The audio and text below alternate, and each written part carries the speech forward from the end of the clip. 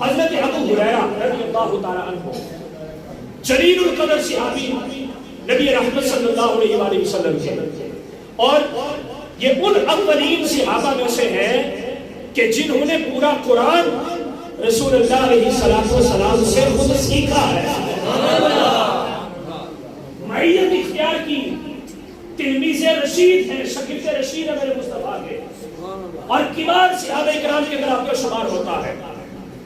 کیا دیکھتے ہیں سامنے جناب حضرت امام حسین تشریف لے آئے، اپنے کندھے سے کپڑا اتارا، دیکھا حضرت سیدنا امام حسین کے پیارے پیارے پھول جیسے قدم اور ان کے اوپر چمکنے والا جوتا، نالین گرد و غبار سے اٹا ہوا، طبیعت میں ملال آیا۔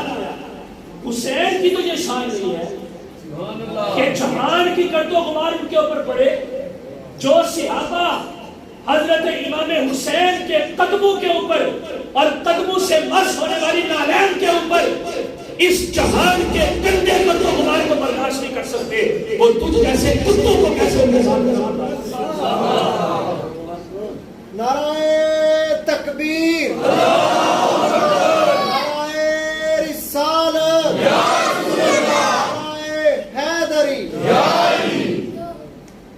تو حضرت سیدنا ابو ہریرہ رضی اللہ تعالیٰ جب یہ دیکھا تو شان والی چادر اپنے کندھے سے اتاری، شان والی چادر جس سے ان کے وقار میں اضافہ ہوتا تھا، جس سے ان کے روب اور دبدبے کے اندر قوت آتی تھی، آپ نے اپنی چادر کو اتارا، دوڑ کے ہوئے جا کے حضرت امام حسین رضی اللہ عنہ کے نالین مبارک کو صاف کرنے لگے، صاف کرنے لگے۔ ان کو نہیں کہا کہ آپ خود کر لیں، نیچے بیٹھے ان کے قدموں میں، صحابی رسول ہیں، کہہ سکتے تھے کہ میں اکابر صحابہ میں سے ہوں، چلے انہوں نے خود تو نہیں کہا تھا کہ آپ میرے کو صاف کریں، دیر ذہن کی طرح خیال آ سکتا تھا، کسی شاگرد کو کہتے جا کے صاف کر دو، کپڑا اپنا دے دیتے، لیکن نہیں، کہا یہ سعادت ہے، یہ سعادت ہے، اور میں یہ سعادت کسی اور کو کیسے دے سکتا، مجھے اللہ نے موقع دیا ہے، آپ جا کے حضور علیہ السلام کے پیارے پیارے شہزادے ان کے قدموں کے ساتھ مس ہونے والے جوتے کے گرد و غبار کو صاف کرنے لگے۔ حضرت سیدنا امام حسین رضی اللہ تعالیٰ عنہ اور سجدہ رہے، میں یا ابا ہریرہ انت تفعل ھذا، اے ابو ہریرہ تم ایسے کر رہے ہو؟ تعجب کیا، سوال پوچھا کہ آپ کو تو ایسا نہیں کرنا چاہیے تھا، آپ کیوں ایسا کر رہے ہیں؟ کسی سے کروا لیتے، بڑا کروانا تھا، دل کر رہا تھا تو کسی کو کہہ دیتے، سوال تو نہیں ملنا تھا، جذبہ ایمانی تو آپ کا ہونا تھا، اشارہ کسی اور کو کر دیتے، کوئی آ کے کہیں کم کر دیتا، آپ ایسا کر رہے ہیں، انت تفعل ھذا، آپ ایسا کر رہے ہیں۔ آپ نے فرمایا دعنی، شہزادے نہ روکو مجھے، نہ روکو مجھے، چھوڑ جو مجھے میں جس حال میں ہوں، میں جس حال میں ہوں، اگر اس کا جا کے لغوی مطلب آپ منجد یا لغت کی کتابیں اٹھا کے دیکھیں دعنی کا، تو اس کا مطلب ہوتا ہے میں جس حال میں ہوں مجھے چھوڑ دو، میں جہاں میں ہوں میں ٹھیک ہوں، میرے حال سے تمہیں غرض نہیں ہونی چاہیے۔ اس انداز سے جواب دیا، میں دعنی، چھوڑ دو مجھے۔ آپ نے فرمایا لماذا، کیوں میں چھوڑ دوں؟ یہ آپ یہ جو عمل کر رہے ہیں، یہ آپ جیسے عظیم صحابی اور پیارا جلیل القدر شخصیت رکھنے والا جو شخص ہے، آپ کو تو ایسا نہیں کرنا چاہیے، آپ کو ایسا کرتے ہوئے میں کیوں چھوڑ دوں کہ آپ میرے پاؤں صاف کر رہے ہیں اور میں خوشی سے کرواتا رہوں۔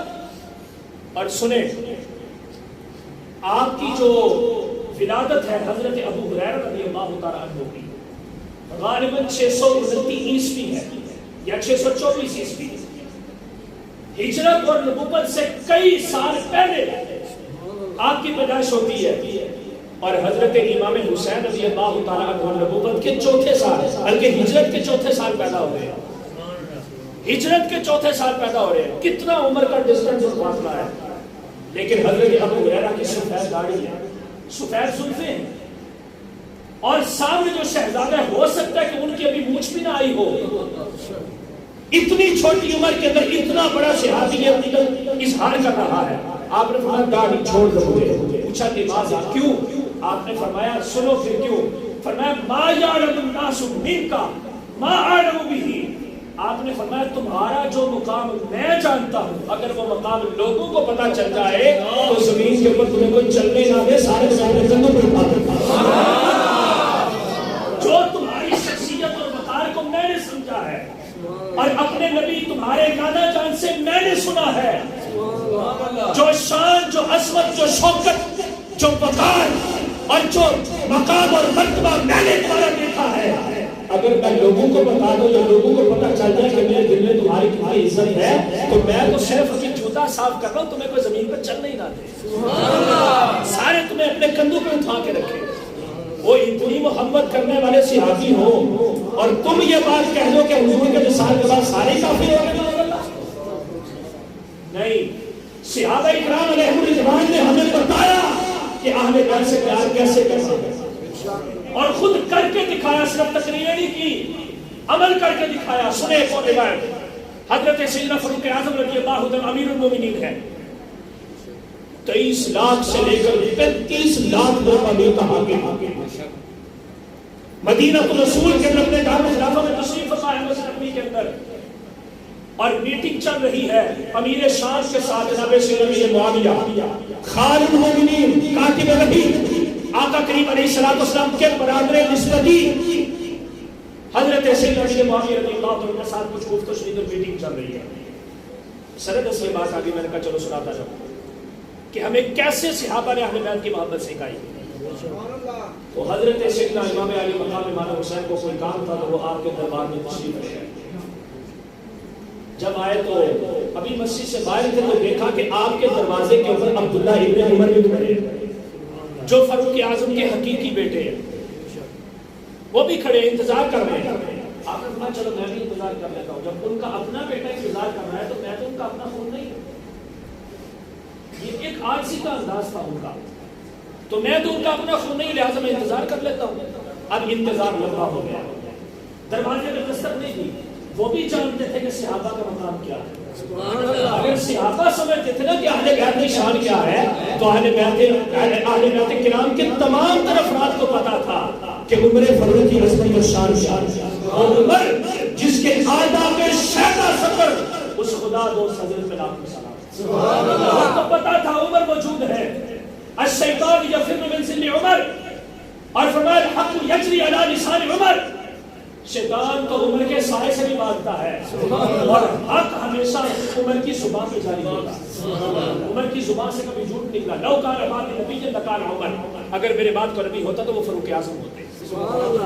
وہ بھی جانتے تھے کہ میرا نانا جان نے اتنا کچھ ان کے بارے میں فرمایا، تو بے ادبی ہے، اگرچہ ہماری نظر میں بے ادبی نہیں تھی چونکہ عظمت عظمی ہے۔ آپ نے عارضی کا اظہار کیا، آپ نے فرمایا میں جان کے چھیڑتا نہیں ہوں، ڈسٹرب نہیں کرتا، پریشان نہیں کرتا، آپ وہاں سے واپس تشریف لیں گے۔ عبداللہ ابن عمر بھی انتظار کر کے چلے گئے ہوں گے۔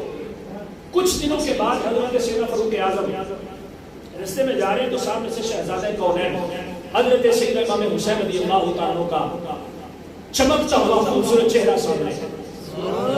آپ دوڑے دوڑ کے جا کے ان کے دونوں دستے مبارک پکڑے، چوما، آنکھوں کو لگایا، فرمایا شہزادے ترس گیا صاحب کو دیکھ کے، اتنے دن ہو گئے دیدار ہی نہیں کروایا، خود نہیں آ سکتے سے تو مجھے پیغام بھیجو تو میں آ جاتا۔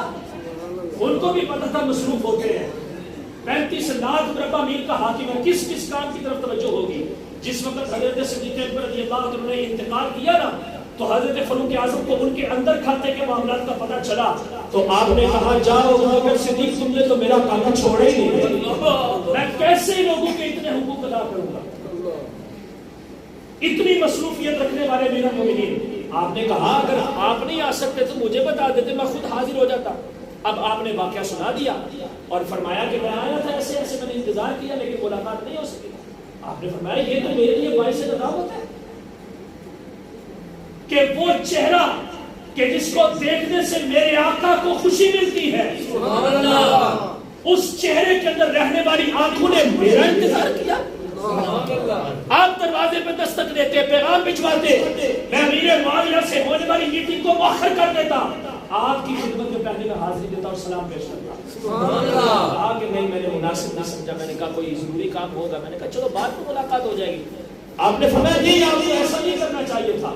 عرض کیا آپ، بلکہ آپ نے فرمایا کہ میں نے دیکھا تھا کہ آپ کے بیٹے بھی وہاں پر موجود تھے، تو میں نے کہا اگر وہ انتظار کر رہے ہیں تو میں بھی انتظار کر لیتا ہوں. تو بڑا خوبصورت ایمان افروز جملہ جناب فاروق اعظم نے بولا. آپ نے فرمایا وہ عمر کا بیٹا تھا، وہ عمر کا بیٹا تھا. ساری زندگی بھی انتظار کرتا تو مجھے کوئی ملال نہیں، لیکن آپ کا ایک لمحہ بھی انتظار کرنا میرے لیے بڑا بوجھ ہے. پوچھا کیوں؟ فرمایا اس لیے کہ آپ علی شیر خدا کے بیٹے ہیں. سبحان اللہ. آپ سیدہ فاطمہ الزہرا کی آنکھوں کی ٹھنڈک ہے. آپ کے نانا جان حضرت سیدنا محمد رسول اللہ صلی اللہ علیہ وسلم نے آپ کے بارے میں فرمایا کہ یہ شہزادہ وہ ہے کہ جس کو دیکھتا ہوں تو مجھے خوشبو آتی ہے. سبحان اللہ. جنت کی خوشبو آتی ہے. آپ نے کیوں انتظار کیا؟ عبداللہ ابن عمر کو چھوڑے، وہ تو آپ کے سامنے کچھ بھی نہیں ہے. وہ انتظار کر رہا تھا تو ساری عمر نہیں کرتا تو مجھے پرواہ نہیں تھی. آپ کو انتظار نہیں کرنا چاہتا. یہ انداز ہم نے سکھایا اہل بیت الخار. حق ادا کیا حضرت صحابہ کرام، حضرات صحابہ کرام علیہ